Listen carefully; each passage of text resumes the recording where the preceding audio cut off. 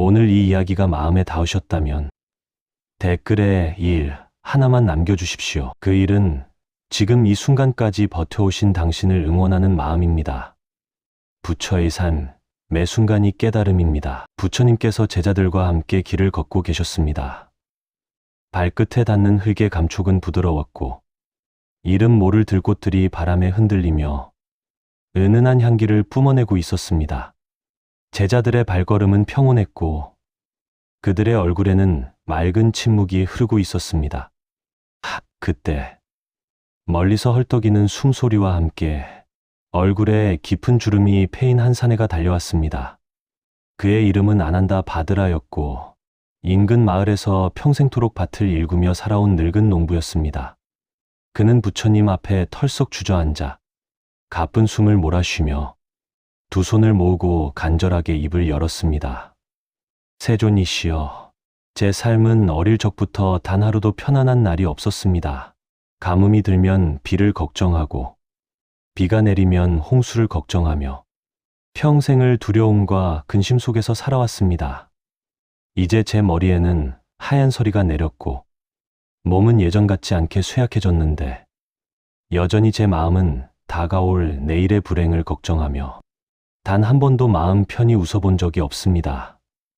인생이 이토록 짧게 지나가 버렸는데 저는 도대체 무엇을 위해 살아온 것인지 허망함이 파도처럼 밀려옵니다. 어떻게 해야 이 무거운 수심을 덜어내고 남은 생을 웃으며 보낼 수 있겠습니까? 부처님께서는 엎드린 농부를 향해 한없이 자애롭고 따뜻한 미소를 지으셨습니다. 그리고 농부의 어깨를 가만히 토닥이시며 길가에 피어난 작은 들꽃 한 송이와 그 위로 넓게 펼쳐진 푸른 하늘을 가리키셨습니다. 부처님께서 잔잔한 음성으로 말씀하셨습니다. 아난다 바드라야, 저기 피어있는 저 작은 들꽃을 보아라. 저 꽃은 내일 거센 비바람이 불어와 자신의 꽃잎이 다 떨어질 것을 미리 걱정하며 오늘 피워야 할 향기를 거두어들이지 않느니라.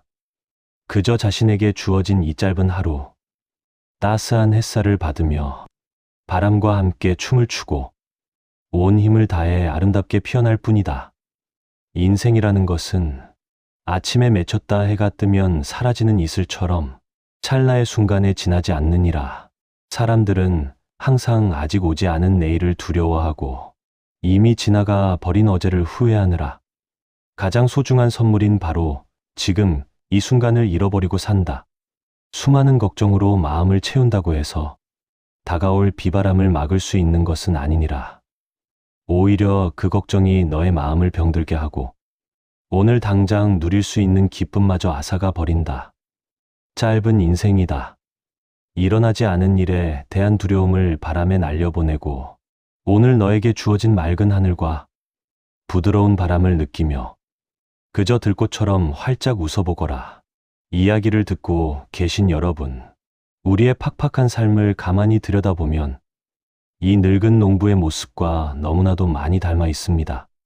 우리는 눈을 뜨는 순간부터 눈을 감는 순간까지 얼마나 많은 걱정과 불안을 어깨에 짊어지고 살아갑니까?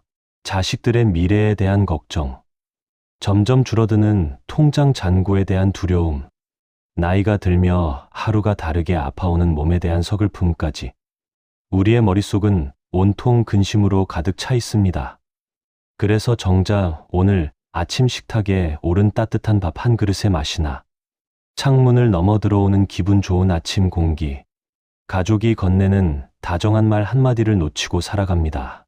하지만 여러분, 인생은 우리가 생각하는 것보다 훨씬 더 짧고 더덥습니다. 100년을 산다 한들 우주라는 거대한 시간 속에서는 단 한 번 눈을 깜빡이는 찰나에 불과합니다. 이토록 짧고 귀한 시간들을 왜 우리는 인상 쓰고 걱정하는데 다 써버려야 합니까? 내일의 날씨는 내일의 하늘에 맡겨두십시오. 오늘 비가 오면 우산을 쓰면 되고 해가 뜨면 그 볕을 즐기면 그만입니다. 미리 걱정한다고 해서 결과가 달라지지 않는다면 지금 당장 내가 할 수 있는 유일한 일은 그저 내 앞에 놓인 하루를 감사히 여기고 가볍게 소리내어 웃어보는 것입니다.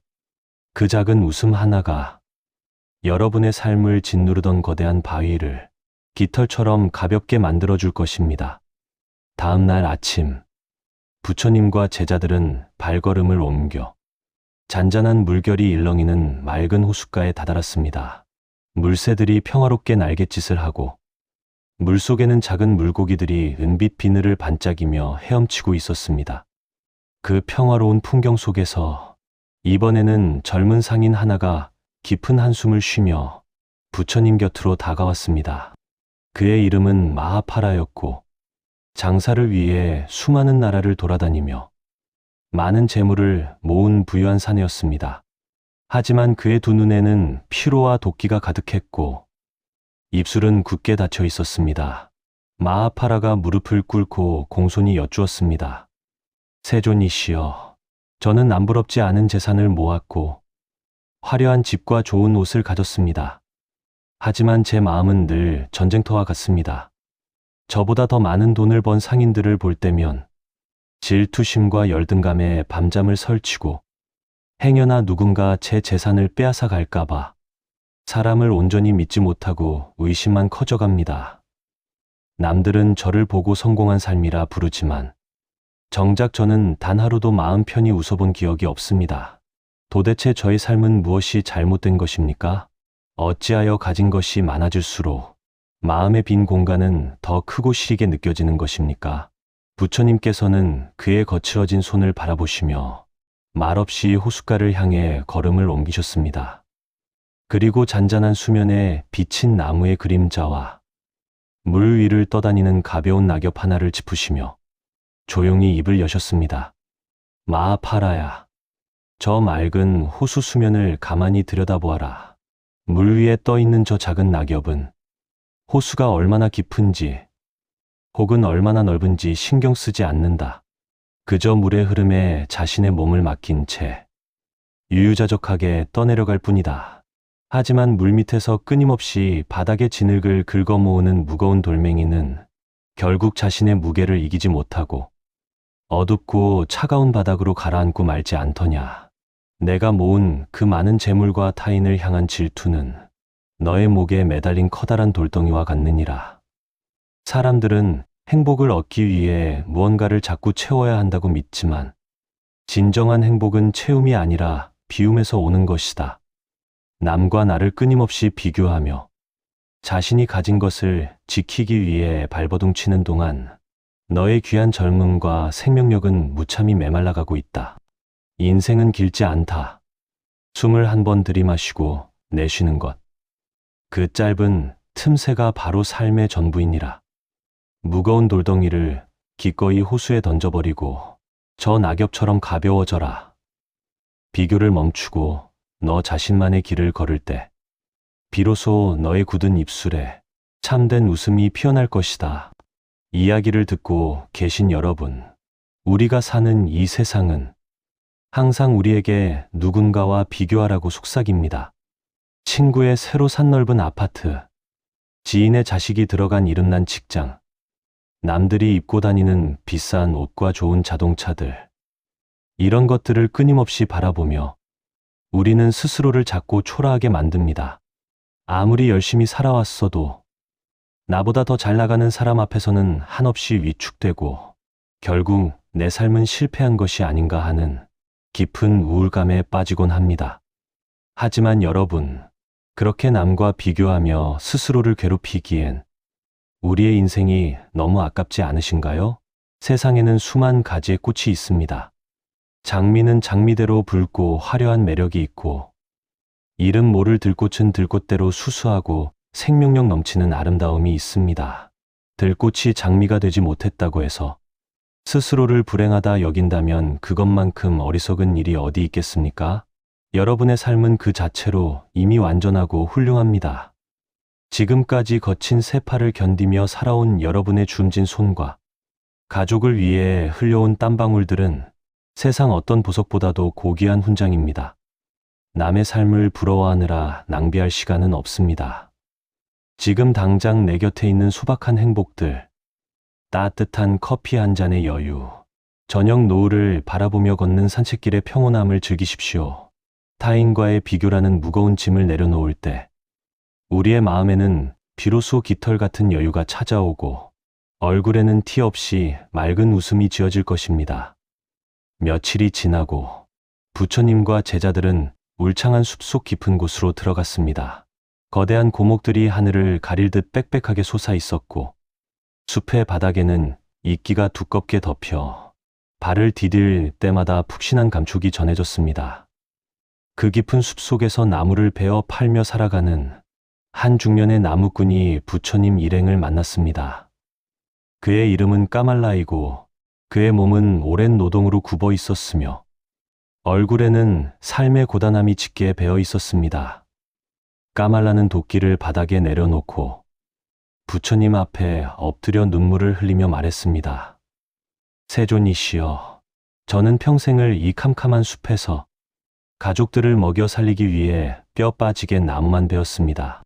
새벽 이슬을 맞으며 산에 오르고 달빛을 받으며 산을 내려오는 고단한 일상뿐이었습니다.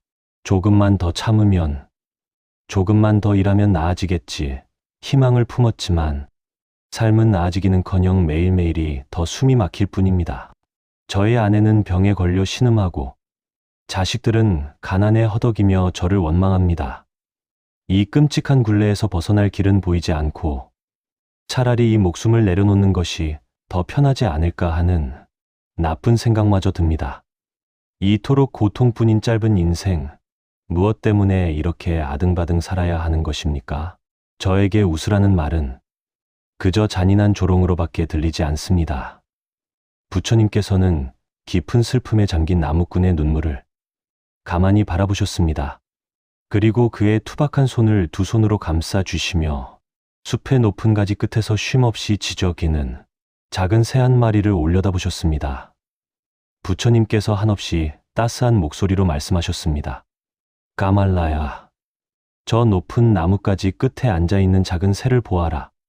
저 새는 폭풍우가 몰아칠 때면 둥지가 부서지고 추운 겨울에는 먹이를 구하지 못해 굶주리며 언제 맹수에게 목숨을 잃을지 모르는 가혹한 숲속에 살고 있다. 하지만 저 새는 자신의 고단한 운명을 원망하며 노래를 멈추지 않는다. 아침 해가 떠오르면 자신에게 주어진 생명의 기운을 다해 가장 맑고 아름다운 목소리로 노래를 부르지 않느냐.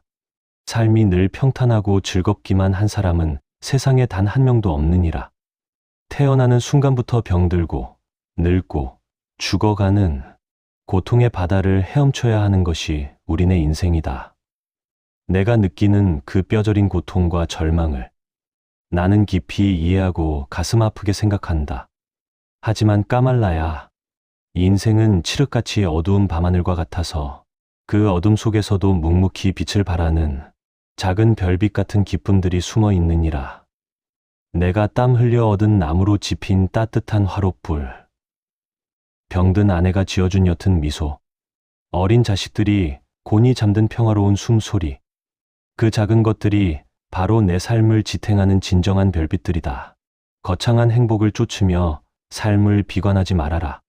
비록 몸은 고단하고 삶의 무게가 무거울지라도 내 곁에 있는 그 작은 별빛들을 발견하고 그 안에서 감사함을 느낄 때 너의 지친 마음에도 기적처럼 웃음이 피어날 것이다. 짧은 생이다. 슬픔에 잠겨 고개를 숙이고 있기에는 내 위로 쏟아지는 아침 햇살이 너무도 찬란하느니라. 이야기를 듣고 계신 여러분, 살다 보면 정말 도망치고 싶을 만큼 삶의 무게가 버거울 때가 있습니다. 끝이 보이지 않는 빚, 해결되지 않는 가족 간의 불화, 갑자기 찾아온 무서운 질병, 이런 것들이 쓰나미처럼 몰려올 때면 우리는 세상에 나 홀로 버려진 것 같은 지독한 외로움과 절망감을 느낍니다. 그럴 때 누군가 그래도 웃으며 살아라라고 말한다면 오히려 화가 나고 속이 상할 수도 있습니다. 내 속은 시커멓게 타들어가는데 어떻게 웃을 수 있단 말인가 하고 말입니다. 하지만 여러분, 부처님께서 말씀하신 웃음은 고통이 전혀 없는 상태에서 나오는 억지 웃음이나 모든 것을 포기한 헛웃음이 아닙니다. 그것은 내게 닥친 시련을 있는 그대로 받아들이고 그 속에서도 결코 삶의 희망을 잃지 않겠다는 강력한 의지의 표현이자 나 자신을 향한 따뜻한 위로입니다. 고통 속에서도 피어나는 웃음이야말로 가장 위대한 인간의 힘입니다. 눈물을 흘리면서도 나를 걱정해주는 친구의 손을 잡으며 짓는 희미한 미소, 힘든 하루를 마치고 시원한 물 한 잔을 마시며 내뱉는 웃음, 바로 그 작은 긍정의 힘이 여러분을 다시 일어서게 만들 것입니다. 인생의 고난은 영원하지 않습니다. 거센 태풍도 결국은 물러가고 맑은 하늘이 드러나듯 여러분의 눈물도 머지않아 마를 날이 올 것입니다. 그때까지 너무 자신을 몰아세우지 마십시오. 넘어지면 넘어진 채로 잠시 쉬어가도 괜찮습니다. 그리고 다시 고개를 들어 구름 사이로 비치는 햇살을 향해 가볍게 미소 지어 보십시오. 그 미소가 여러분의 삶을 구원하는 가장 튼튼한 동아줄이 될 것입니다. 다음 날, 부처님과 제자들은 인구가 많고 번화한 큰 성곽 도시로 들어섰습니다. 거리에는 갖가지 물건을 파는 상인들의 외침과 화려한 마차를 타고 지나가는 귀족들의 행렬로 무척이나 소란스러웠습니다. 그 복잡한 시장 한가운데서 한 여인이 넋을 잃고 길바닥에 주저앉아 세상을 다 잃은 듯 통곡하고 있었습니다. 그녀의 이름은 키사 고타미였고 얼마 전 눈에 넣어도 아프지 않을 어린 자식을 갑작스러운 병으로 하늘로 떠나보낸 가여운 어머니였습니다. 고타미는 부처님의 가사 자락을 부여잡고 가슴을 치며 오열했습니다. 세존이시여, 제발 제 아이를 살려주십시오.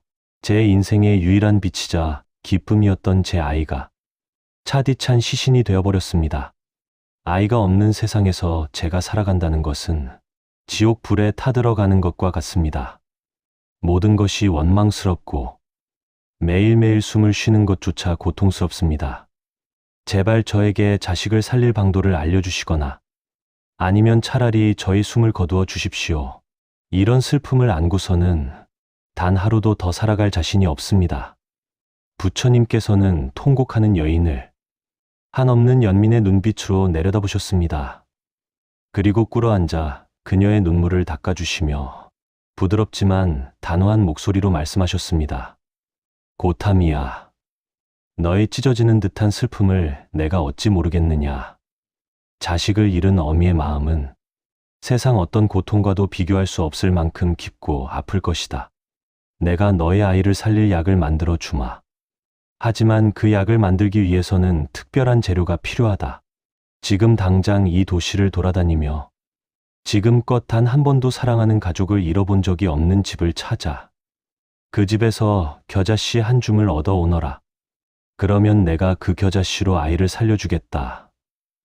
그 말을 들은 고타미는 희망에 차올라 눈물을 닦고 미친 듯이 도시를 돌아다니기 시작했습니다.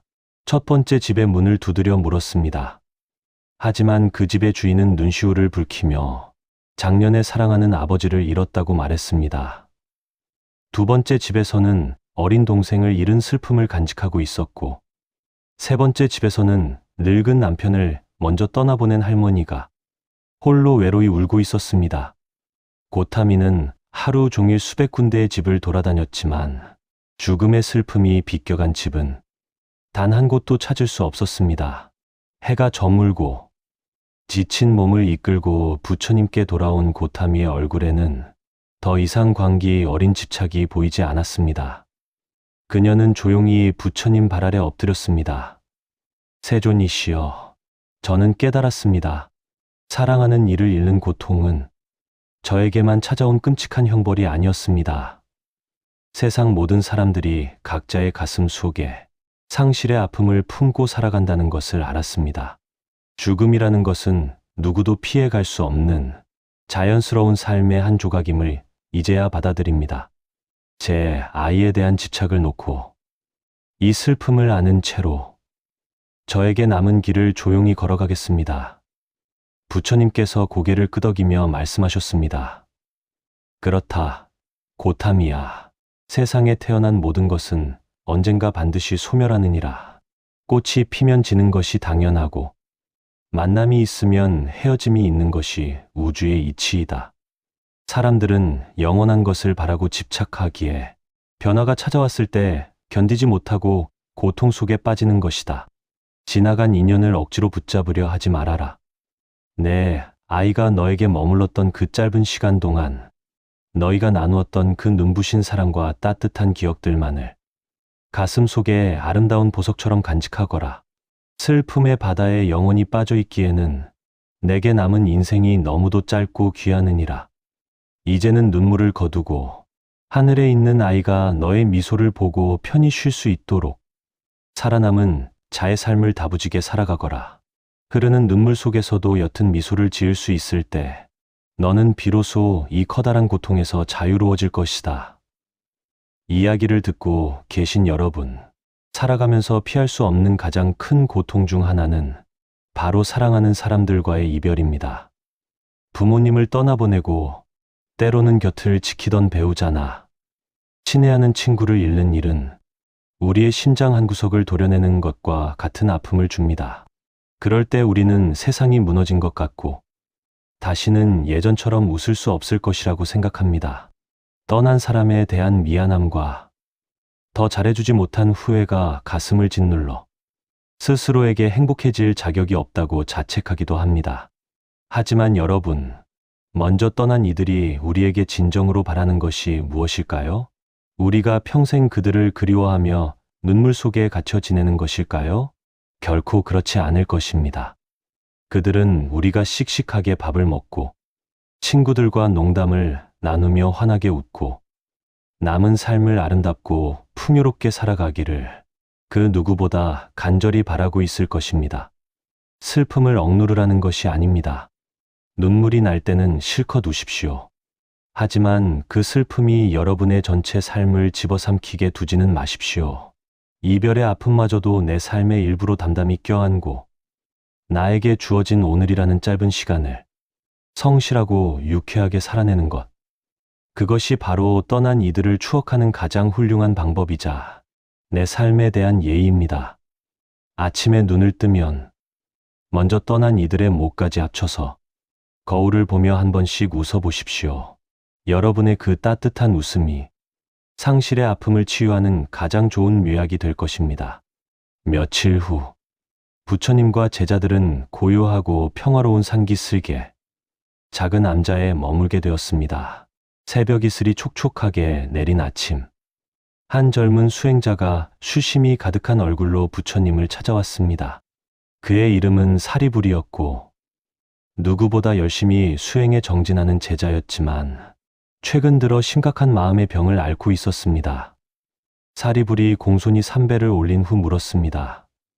세존이시여, 저는 부처님의 가르침을 따르며 매일같이 화를 다스리고 마음을 비우려 노력해왔습니다.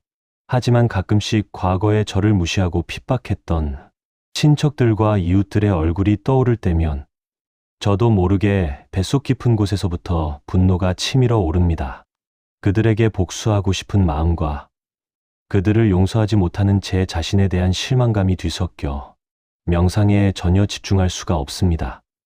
머리로는 그들을 용서해야 한다고 생각하지만 가슴 속의 화병은 도무지 가라앉지 않습니다. 어떻게 해야 이 지독한 미움의 감정에서 벗어나 다시 맑게 웃을 수 있겠습니까? 부처님께서는 불타고 있는 화로를 가리키며 조용히 사리불을 향해 말씀하셨습니다. 사리불아, 저 화로 속에 시뻘겋게 타오르는 숫덩이를 보아라. 내가 누군가를 미워하고 분노하는 것은 내가 저 뜨거운 숫덩이를 맨손으로 꽉 쥐고서 그 상대방에게 던지려고 벼르는 것과 같느니라. 숫덩이를 던져 상대를 맞출 수 있을지는 모르겠으나 그 전에 이미 너의 손이 먼저 심하게 화상을 입고 살이 타들어가는 고통을 겪게 되지 않더냐. 누군가를 원망하는 마음은 결국 그 상대가 아니라 너 자신을 먼저 파괴하는 독약이다. 내가 밤새도록 분노에 차서 이를 갈고 있을 때 너에게 상처를 준 그 사람은 두 다리를 뻗고 편안하게 잠을 자고 있을 것이다. 얼마나 억울하고 어리석은 일이냐. 인생은 덧없이 짧고 우리가 누려야 할 평안의 시간도 턱없이 부족하다. 그 귀한 시간을 너를 아프게 한 자들을 생각하며 낭비하지 말아라. 용서라는 것은 그 사람의 잘못을 덮어주거나 그를 위해 베푸는 호의가 아니다.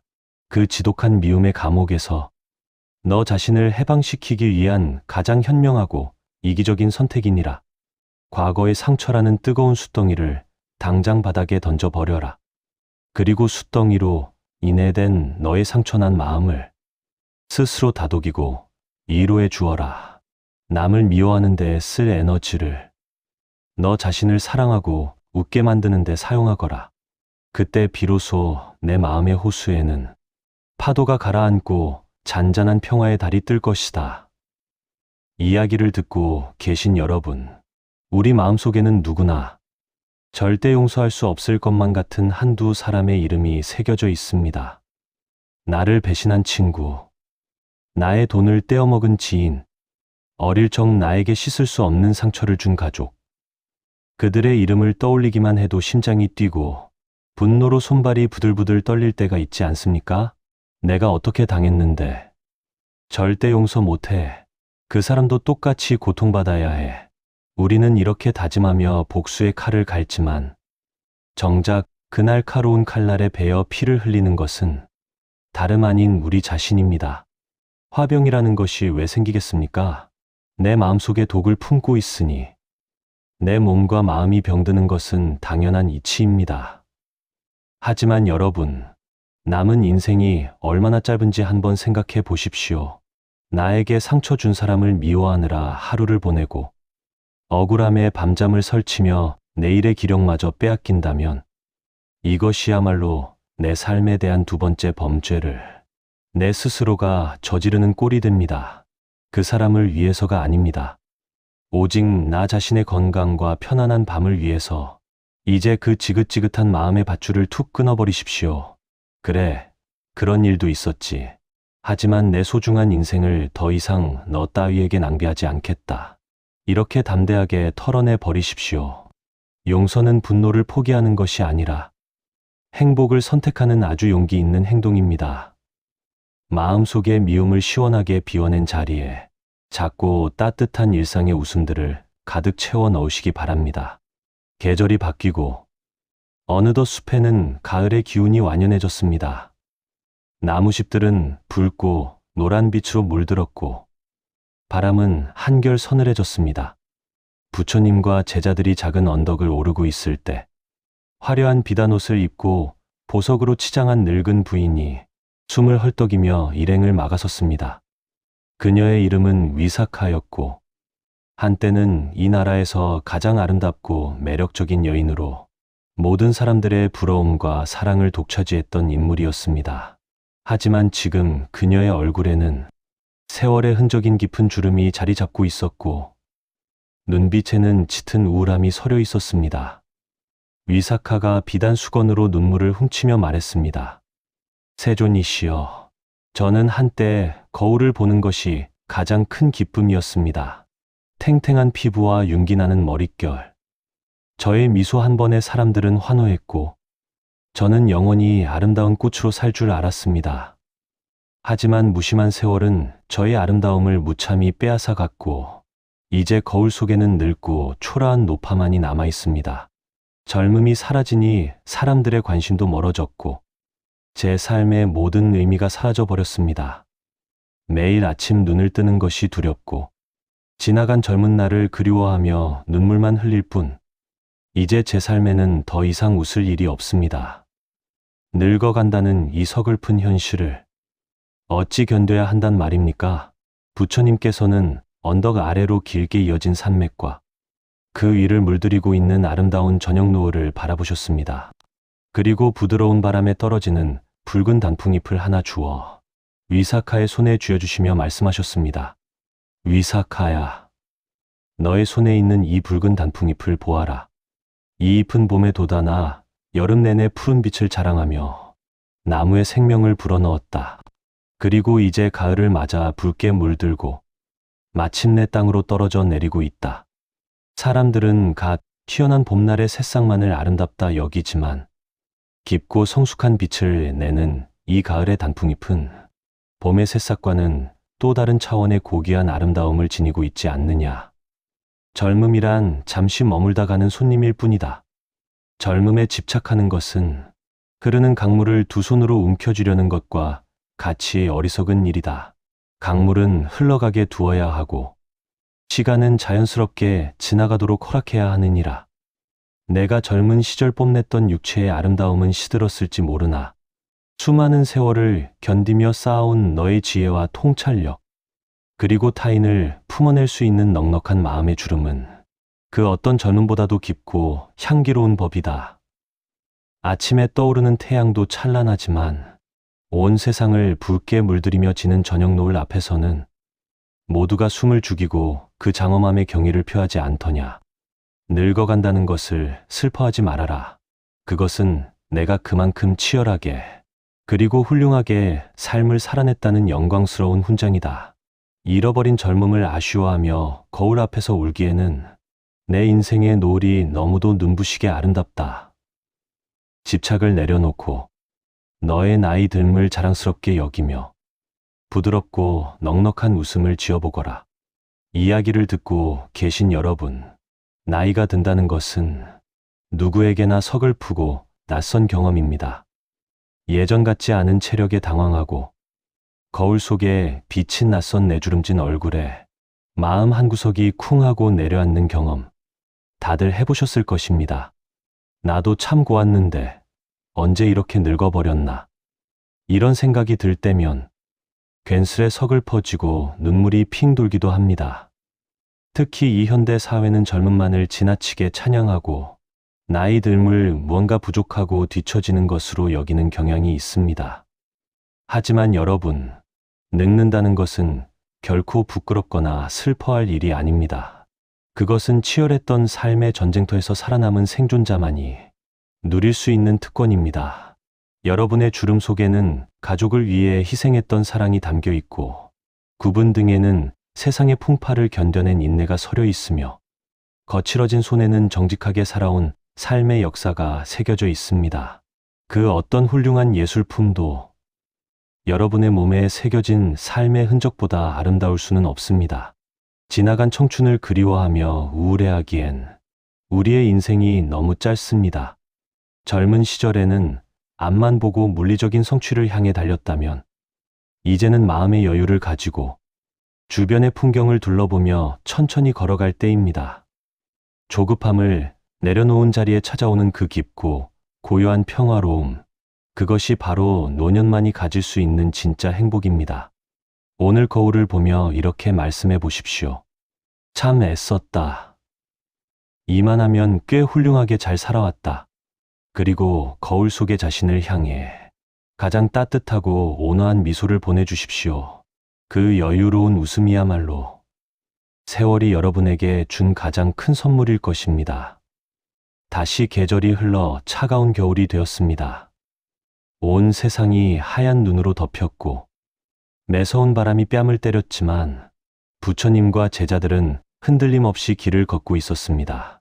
이번에는 나라 전체를 다스리는 늙은 왕이 화려한 수레를 타고 오다 부처님을 보고 황급히 내려와 눈밭에 엎드려 절을 올렸습니다.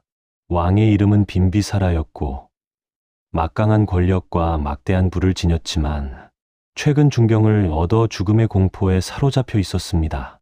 왕이 떨리는 목소리로 입을 열었습니다. 위대한 세존이시여, 저는 이 넓은 땅을 호령하는 왕입니다. 제가 명령만 내리면 창고의 금은 보화가 산처럼 쌓이고 수만 명의 병사들이 제 목숨을 위해 피를 흘립니다. 하지만 이 모든 권력과 재물도 매일 밤 제 곁에 다가오는 죽음의 그림자를 막아주지는 못합니다. 조금씩 식어가는 제 몸을 느낄 때마다 모든 것을 잃어버릴 수밖에 없다는 지독한 두려움에 숨을 쉴 수가 없습니다. 저는 아직 하고 싶은 일도 많고 더 누리고 싶은 영광도 많은데 왜 인간은 이토록 짧고 허망하게 사라져야만 하는 것입니까? 죽음의 공포 앞에서 제가 어찌 웃으며 마음의 평안을 찾을 수 있겠습니까? 부처님께서는 왕의 화려한 옷에 묻은 눈을 털어주시며 하늘에서 쉴 새 없이 떨어지고 있는 새하얀 눈송이들을 가리키셨습니다. 그리고 눈송이 하나가 부처님의 따뜻한 손바닥에 내려앉아 순식간에 녹아 물방울이 되는 모습을 보여주시며 말씀하셨습니다. 대왕이여, 하늘에서 춤을 추며 내려오는 저 눈송이를 보십시오. 눈송이는 자신이 영원히 굳은 얼음으로 남을 것이라 착각하지 않습니다. 그저 바람에 몸을 맡긴 채 잠시 허공을 날다가 땅에 닿아 조용히 물로 변하여 흙 속으로 스며들 뿐입니다. 그 물은 다시 나무의 뿌리로 들어가 꽃을 피우고 구름이 되어 하늘로 올라가니 죽음이란 사라짐이 아니라 단지 모양을 바꾸는 자연스러운 흐름일 뿐입니다. 대왕이 겪고 있는 고통의 본질은 죽음 그 자체가 아니라 왕이라는 자리와 권력, 그리고 재물에 대한 끝없는 집착에서 오는 것입니다. 빈손으로 이 세상에 와서 잠시 세상을 빌려 쓰다가 다시 빈손으로 돌아가는 것이 모든 생명 가진 자들의 피할 수 없는 숙명입니다. 영원한 것을 탐하고 붙잡으려 할수록 죽음은 더 끔찍한 괴물처럼 당신의 목을 조를 것입니다. 하지만 이 생이 잠시 머물다 가는 여관임을 깨닫고 모든 짐을 가볍게 내려놓는다면 죽음은 고단한 여행을 마친 후 찾아오는 포근한 잠자리처럼 평온한 것이 될 것입니다. 인생은 짧습니다. 죽음을 두려워하며 남은 시간을 공포로 채우지 마십시오. 당신이 진정으로 왕이라면 죽음 앞에서도 의연함을 잃지 말고 당신에게 주어진 남은 호흡에 온전히 감사하며 평온한 웃음으로 삶의 마지막 장을 장식하십시오. 그것이 당신이 왕으로서 남길 수 있는 가장 위대한 유산일 것입니다. 이야기를 듣고 계신 여러분, 우리는 모두 시한부 인생을 살고 있습니다. 그 시간이 1년 남았는지, 10년 남았는지, 아니면 50년이 남았는지 모를 뿐, 결국 우리는 모두 죽음이라는 목적지를 향해 걸어가고 있습니다. 죽음이라는 단어를 떠올리면 본능적으로 두려움과 거부감이 드는 것은 당연합니다. 내가 피땀 흘려 이루어 놓은 모든 것들, 사랑하는 가족들과의 이별, 존재 자체가 사라진다는 미지의 공포가 우리를 짓누릅니다. 그래서 우리는 죽음이 마치 남의 일인 양 외면하고 천년만년 살 것처럼 돈을 모으고 다투며 살아갑니다.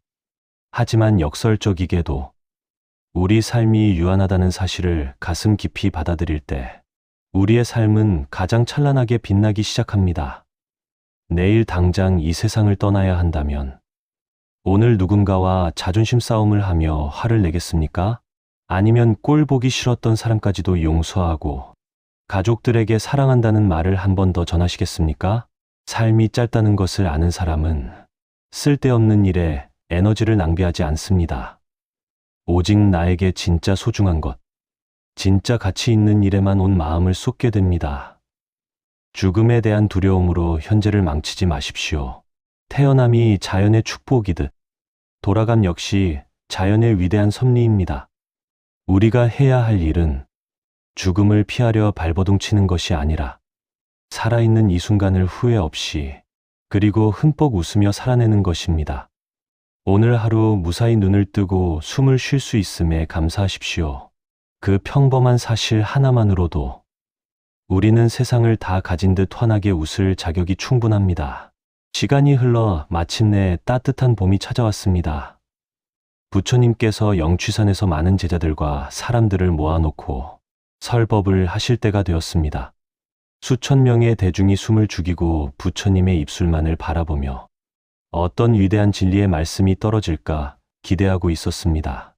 하지만 부처님께서는 자리에 앉으신 채 한참 동안 아무 말씀도 하지 않으셨습니다. 침묵이 길어지자 사람들은 수군거리기 시작했고 분위기는 어수선해졌습니다. 그때 부처님께서 손을 내밀어 곁에 피어난 아름다운 연꽃 한 송이를 꺾어 드셨습니다. 그리고 대중들을 향해 그 꽃을 조용히 들어 보이셨습니다. 여전히 침묵 속에서 부처님의 눈빛만이 맑고 깊게 빛나고 있었습니다. 대중들은 부처님의 행동이 무슨 뜻인지 이해하지 못해 서로의 얼굴만 쳐다보며 당황해했습니다. 무엇을 말씀하시려는 것일까? 어떤 깊은 비유가 숨어 있는 것일까? 모두가 머리를 굴리며 답을 찾으려 애썼습니다. 그 수많은 사람들 중에서 오직 부처님의 오랜 제자 가섭만이 그 연꽃을 보고 빙글에 미소를 지었습니다. 가섭의 얼굴에는 어떠한 의심도, 걱정도, 집착도 없는 티 없이 맑고 평온한 웃음이 가득했습니다. 부처님께서는 가섭의 그 미소를 보시고는 비로소 입가에 잔잔한 웃음을 띠시며 입을 여셨습니다. 나의 정법안장, 내 마음의 가장 깊은 진리를 가섭에게 전하노라. 부처님께서 꽃을 들자 가섭이 미소 지은 이 일화. 세상 사람들은 이를 두고 수많은 철학적 해석을 덧붙이지만 이 이야기의 가장 핵심적인 진리는 단순합니다. 위대한 진리는 거창한 말이나 복잡한 이론 속에 있는 것이 아닙니다.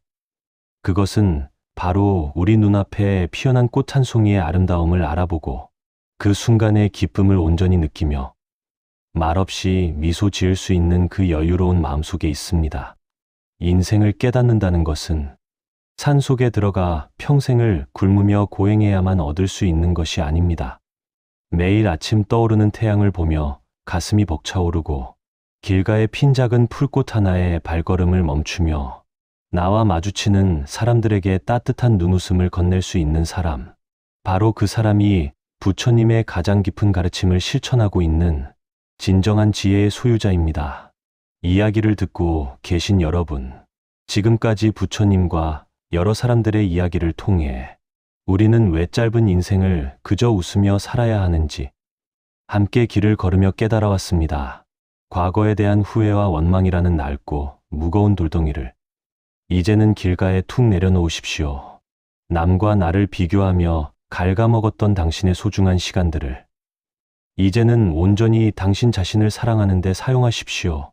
나이가 든다는 것에 섭리를 부드럽게 껴안고 찾아오는 죽음에 대한 공포마저도 바람에 날아가는 눈송이처럼 가볍게 바라보십시오.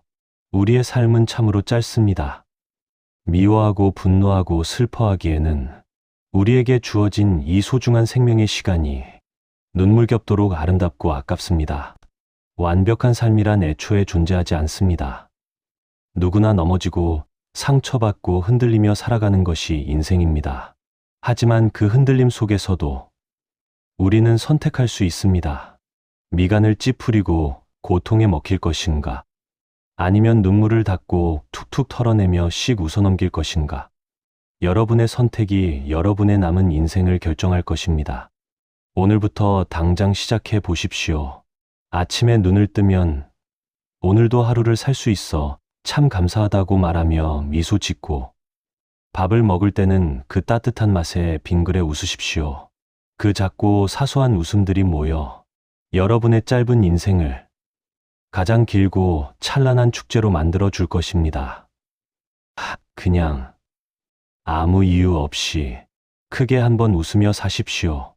그것이 이 복잡하고 어려운 세상을 이겨내는 가장 단순하고도 위대한 해답입니다.